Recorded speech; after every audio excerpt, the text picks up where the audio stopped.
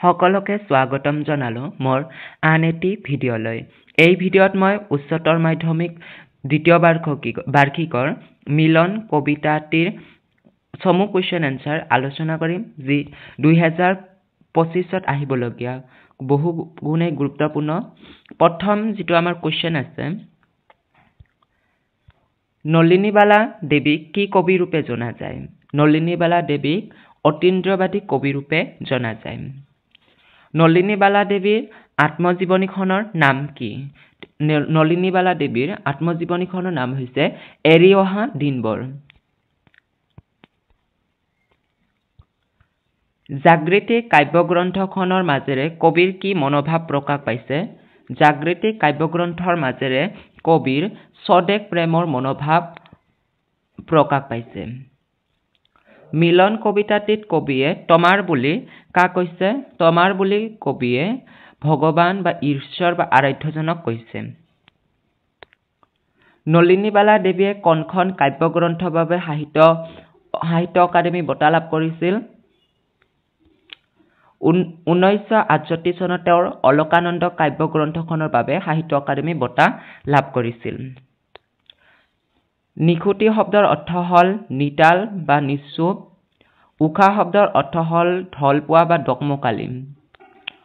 অসমীয়া ৰহস্যবাদী কাব্যক্ষেত্ৰখনৰ এজন কবিৰ নাম নলিনীবালা দেৱী অসমীয়া ৰহস্যবাদী কাব্যক্ষেত্ৰখনৰ এজন প্ৰচলিত কবি।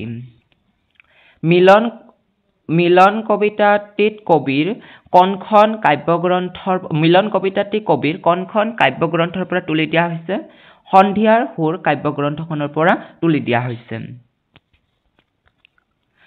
নলিনীবালা দেৱীৰ জন্ম ক'ত হৈছিল আৰু কেতিয়া হৈছিল? 1898 চনৰ 23 মাৰ্চত গুৱাহাটীত তেওঁৰ জন্ম হৈছিল। নলিনীবালা দেৱী কাৰ কন্যা আছিল?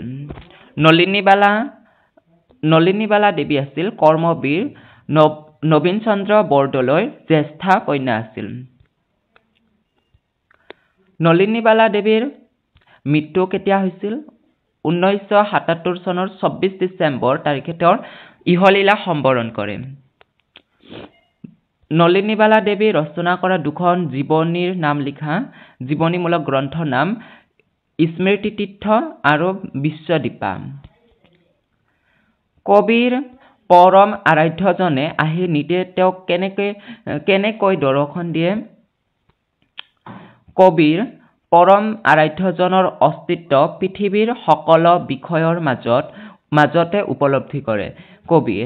তেওঁক পৰম আৰাধ্যজনে সপনে দিঠকে মানসৰ তীৰে তীৰে আহি নিতে তেওঁক দৰ্শন দিয়ে। কবিয়ে আছামৰ নিজান কণত বুলি কাৰ কথা বুজাইছে? কবিয়ে পৰম আৰাধ্যজনৰ অস্তিত্ব পৃথিৱীৰ সকলো বিষয়ৰ মাজতে উপলব্ধি কৰে। সেয়েহে কবিয়ে আছামৰ নিজান কণত বুলি পৰম আৰাধ্যজন ভগৱানৰ কথা বুজাইছে। তেওঁক চকুৰে দেখা নাপালেও মনৰ দৃষ্টিৰে তেওঁ হৃদয়ৰ গভীৰ কণত নিতৌ ভগৱানৰ সান্নিধ্য উপলব্ধি কৰে। কণে নিয়ৰৰ মালা গাঁঠি ৰাতিপুৱা কবিক দিয়েহি। পৰম আৰাধ্য ভগৱানে নিয়ৰৰ মালা গাঁঠি ৰাতিপুৱা কবিক দেখা দিয়েহি। ভাগৰুৱা হৈ টোপনিৰ কোলাত থাকিলে কবিয়ে কাক দেখা পায়? ভাগৰুৱা হৈ টোপনিৰ কোলাত থাকিলে কবিয়ে পৰম আৰাধ্য ভগৱানক দেখা পায়।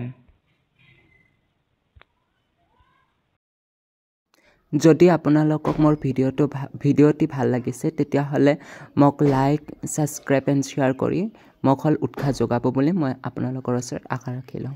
আপোনালোকে দিয়া উৎসাহে মোক পিছলৈও ভিডিঅ' বনাবলৈ অনুপ্ৰাণিত কৰিব, সেয়েহে মোক উৎসাহ যোগাব।